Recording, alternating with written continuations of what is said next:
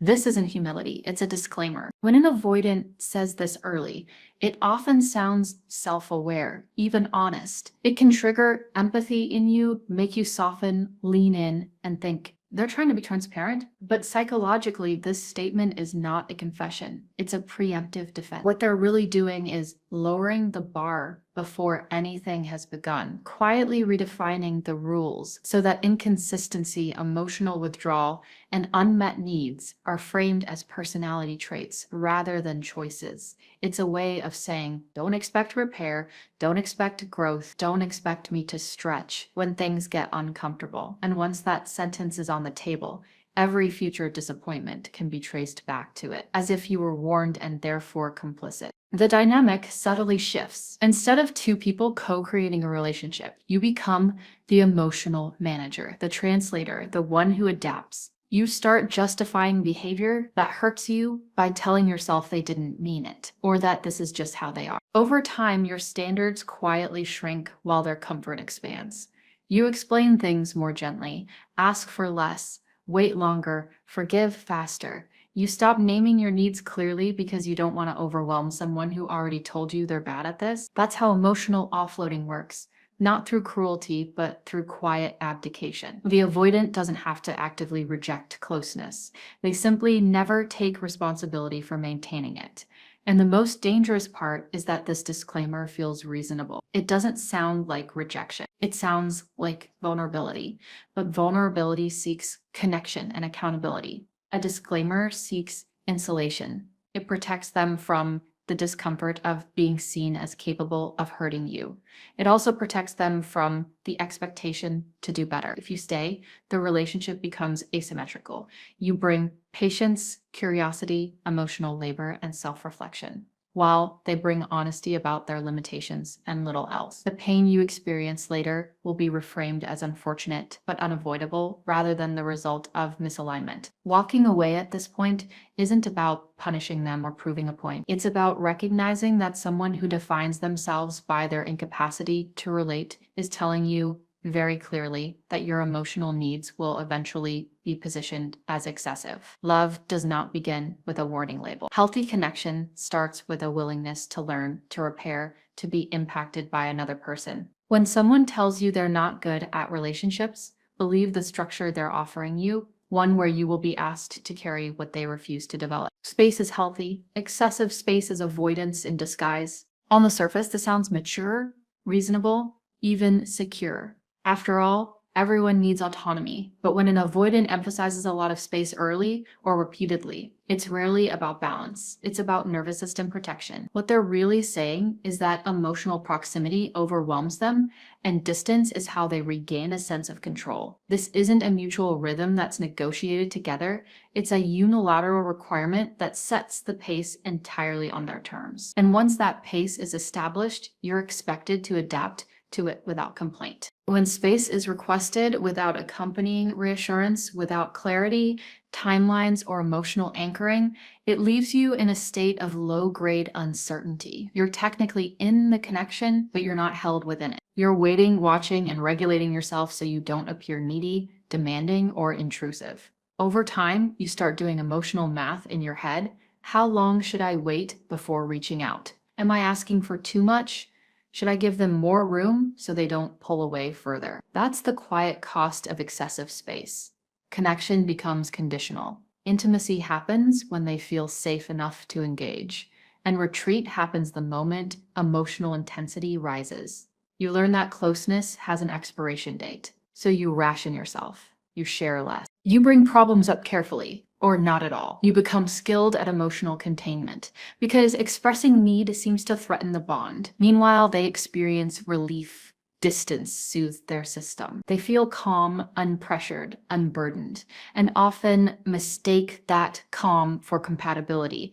But compatibility doesn't require one person to disappear so the other can stay regulated. A relationship that only works when one partner shrinks is not balanced. It's asymmetrical. The most subtle manipulation here isn't intentional cruelty. It's the unspoken rule that you must remain emotionally available while accepting emotional absence in return. You're expected to understand their need for space, but your need for consistency is quietly framed as a problem to manage. And if you voice discomfort, it's often reframed as pressure, expectation, or lack of independence. This creates an emotional one-way street. You stay attuned, patient, and responsive while they drift in and out of presence without accountability. Walking away at this point isn't about being intolerant of individuality or autonomy. It's about recognizing when space has become a stand-in for emotional unavailability. Healthy space expands connection. It doesn't replace it. In a secure dynamic, distance is paired with reassurance, return, and repair. When space only leads to more distance and you're the only one waiting at the edge, it's not self-care, it's avoidance,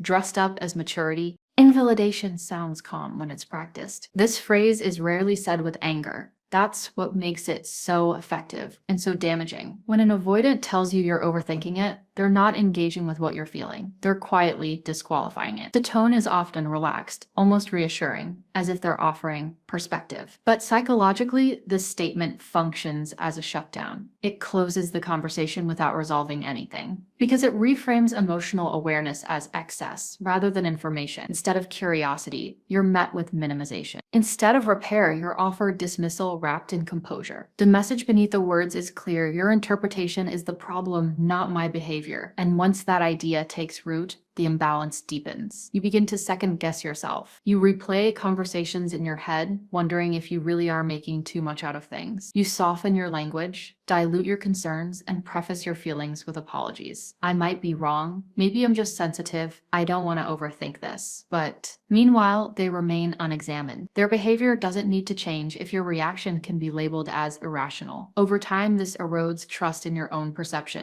You stop seeing your emotions as signals and start seeing them as obstacles.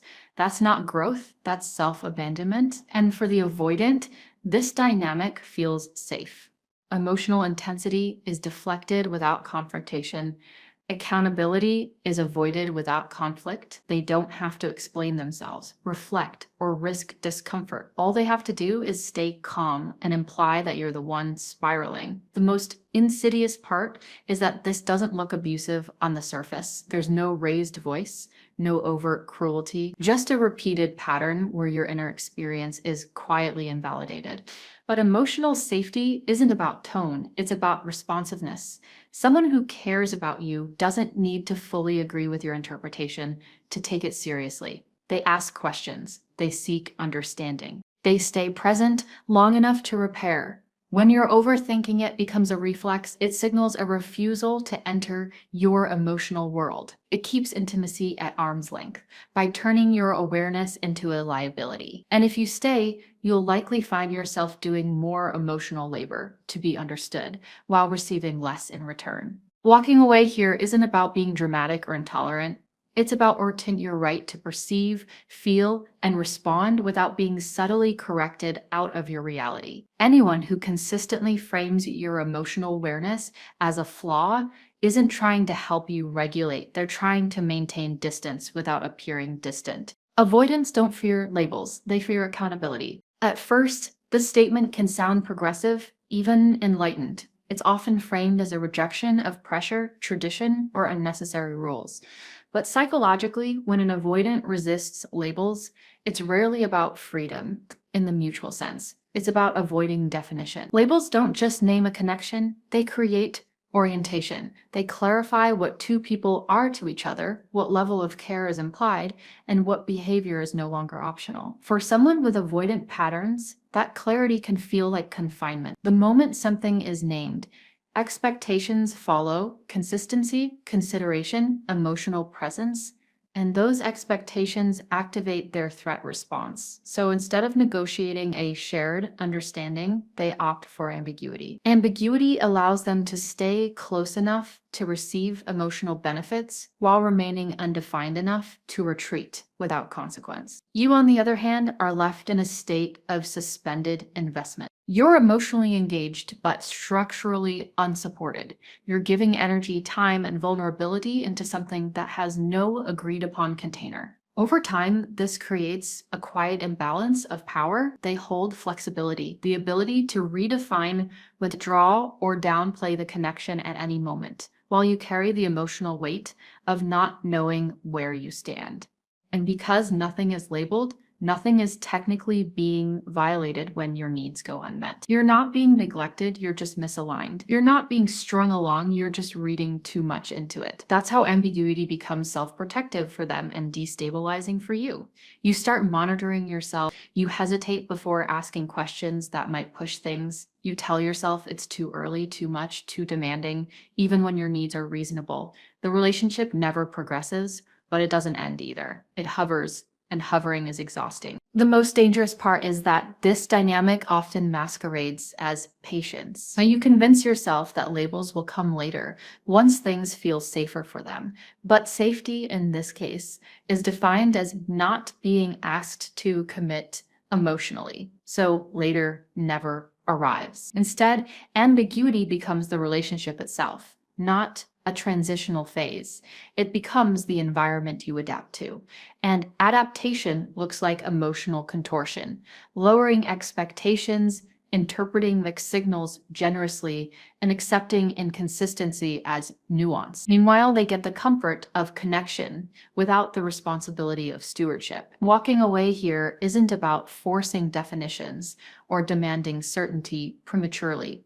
It's about recognizing when someone is unwilling to co-create clarity at any point. Healthy relationships can move slowly, but they still move. They allow questions. They welcome definition when emotional investment increases. Someone who consistently resists labels while benefiting from closeness is telling you they want the privileges of intimacy without the obligations.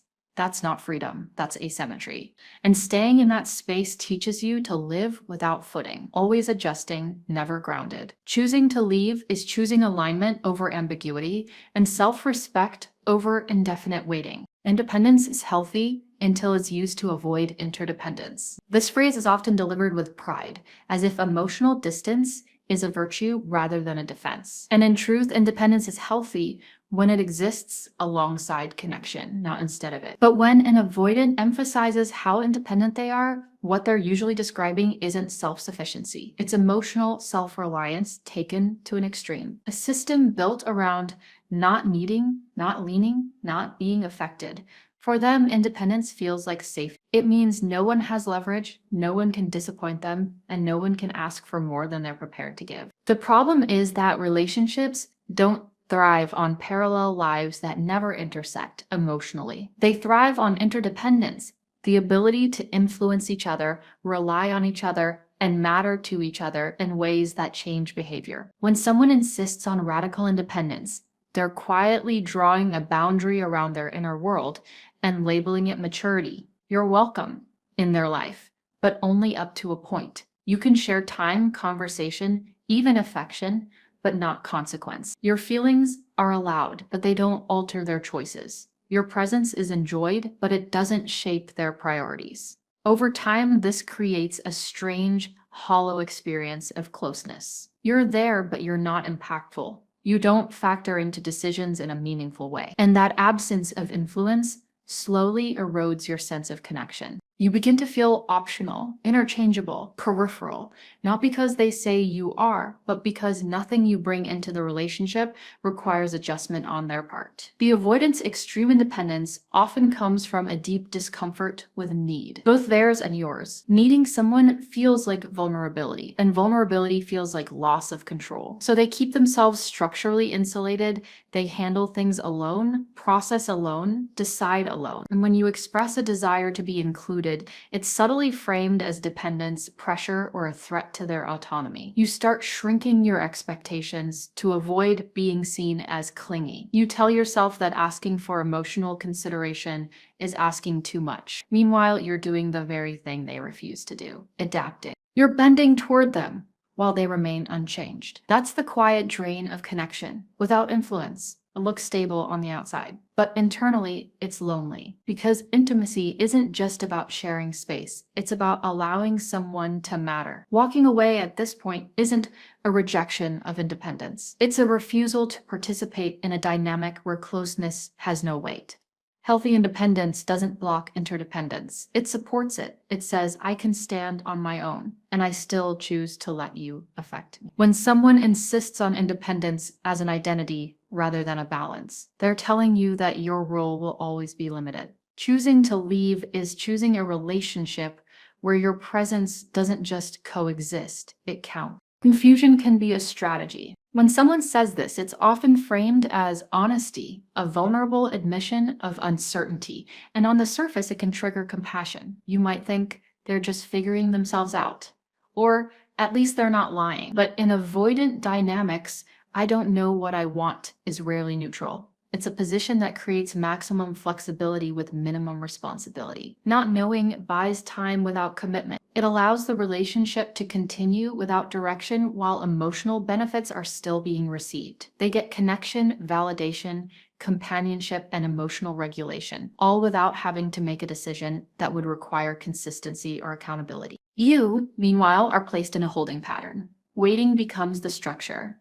You stay hopeful that clarity will arrive with enough patience, enough understanding, enough time, and while you're waiting, you're investing. You're imagining futures, making emotional space, orienting your choices around the possibility of something solid, eventually forming. But the longer this uncertainty persists, the more one-sided the investment becomes. Confusion becomes a shield. It prevents you from asking for more without sounding demanding, because how can you expect direction from someone who's still figuring it out? Your needs get postponed indefinitely, and postponement is a powerful form of avoidance because nothing has to be refused outright. It's all just not yet. The avoidant doesn't have to say no, they just never say yes. This dynamic slowly erodes your sense of agency. You stop asking direct questions. You learn to read between the lines, to interpret moods, to look for signs of progress that may or may not exist. You start negotiating with time instead of reality. Meanwhile, they remain comfortable in ambiguity. Ambiguity keeps their nervous system regulated. Decisions create pressure. Pressure creates threat. So they stay undecided while continuing to receive the warmth of connection. The most painful part is that this often doesn't come with cruelty.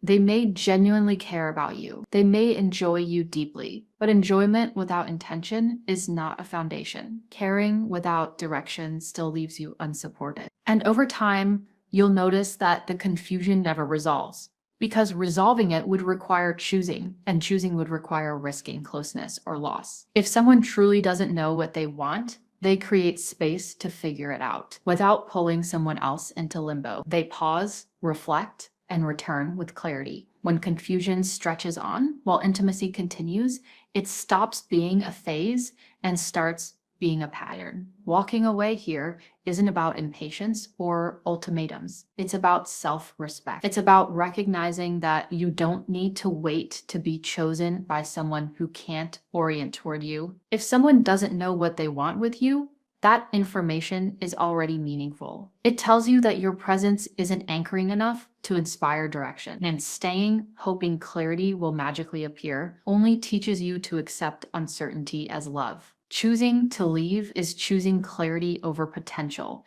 and yourself over indefinite waiting. The flow always leads away from attachment. This phrase sounds easy, open, and non-threatening. It carries a tone of calm detachment, as if pressure itself is the enemy of connection.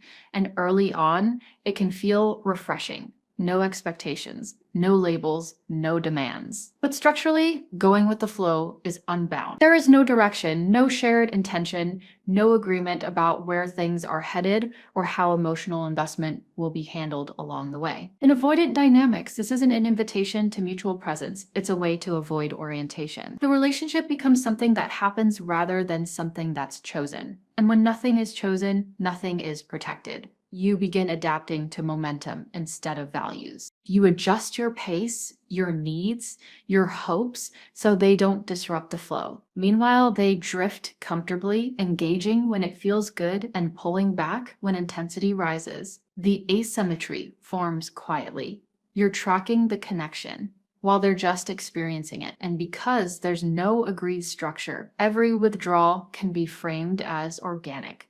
Distance isn't a decision, it's just how things unfolded.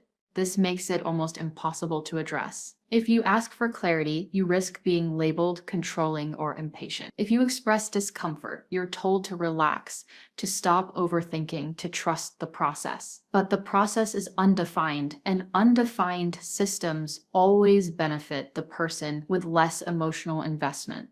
Over time, you start to notice that the flow never moves toward deeper attachment. It circles comfort, avoids friction, and bypasses conversations that would anchor the bond. You're encouraged to stay present but not attached, invested but not oriented. That's an exhausting paradox. You find yourself suppressing the very instincts that signal connection, wanting reassurance, consistency, progression, because those instincts are framed as disruptions.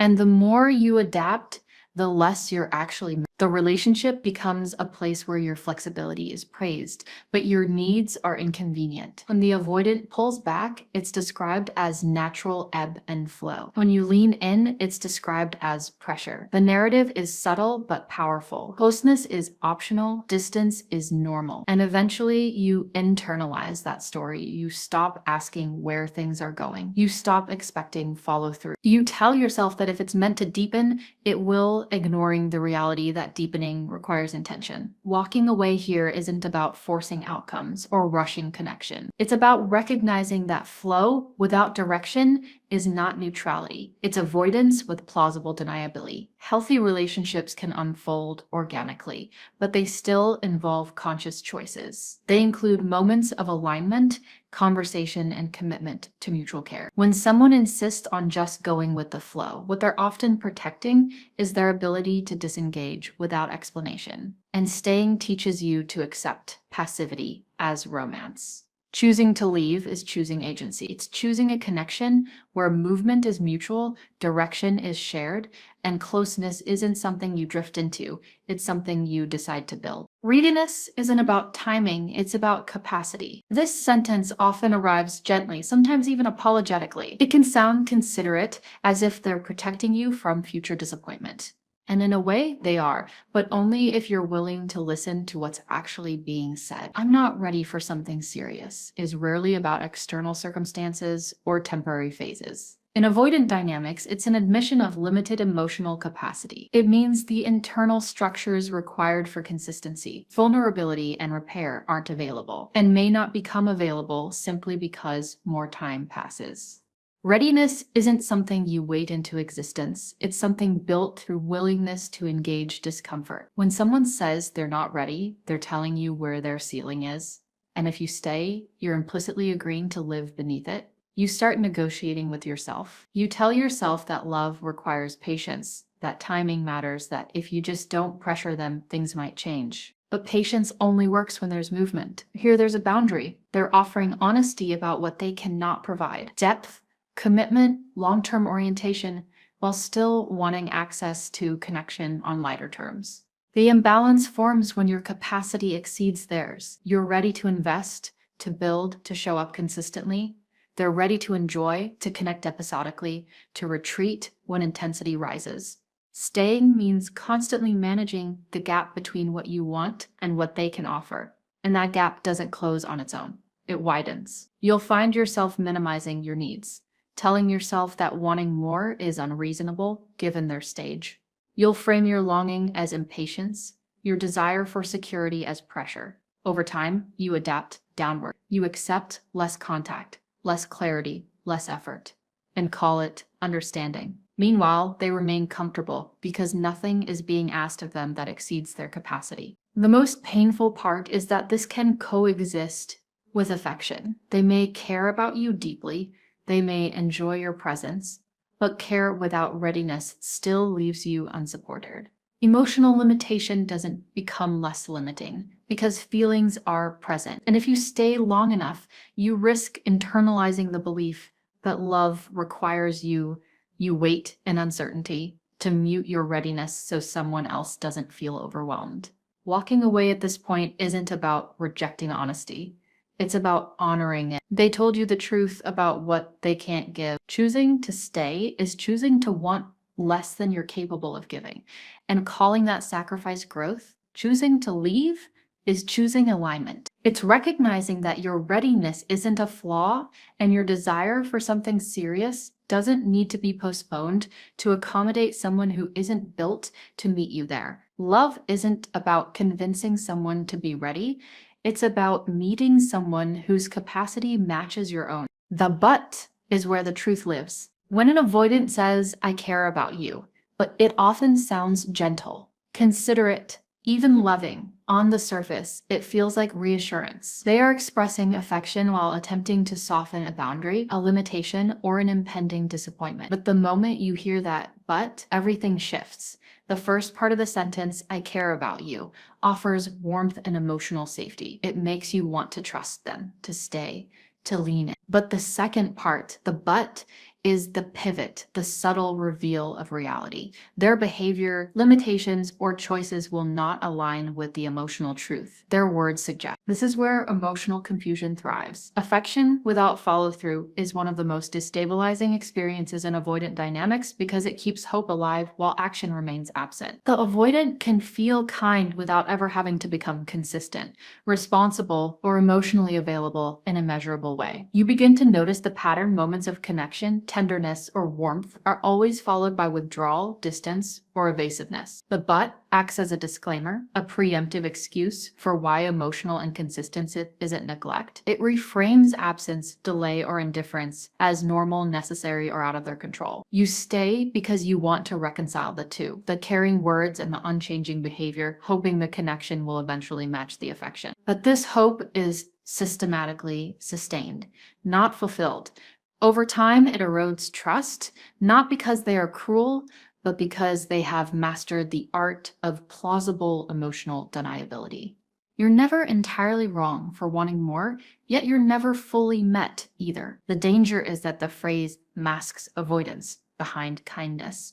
It allows them to feel morally correct and emotionally generous without challenging themselves to meet your needs. And because the warmth feels real, you keep returning to it, interpreting it as progress, growth, or promise. But true emotional growth isn't punctuated by buts. Growth is measurable in behavior, consistency, and impact. When someone repeatedly offers affection with an accompanying limitation, the dynamic teaches you to accept compromise that feels like a permanent adjustment rather than a temporary accommodation. You start adapting, you minimize your desires, you negotiate your boundaries. You soften expectations, hoping that patience and understanding will eventually bridge the gap between words and actions. The truth is, it rarely does. The but preserves distance while maintaining emotional connection, enough to keep you engaged. Walking away here isn't a rejection of their kindness, nor a refusal to see their care. It's an acknowledgement that love requires more than words. It requires alignment between feeling and action, care and consistency, intention and impact. If someone consistently qualifies their affection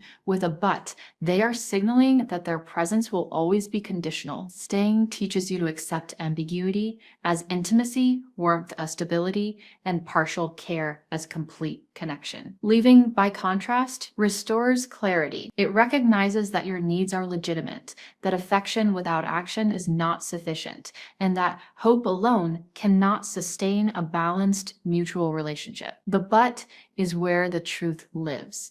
And once you see it, you know whether it's time to stay or time to walk away.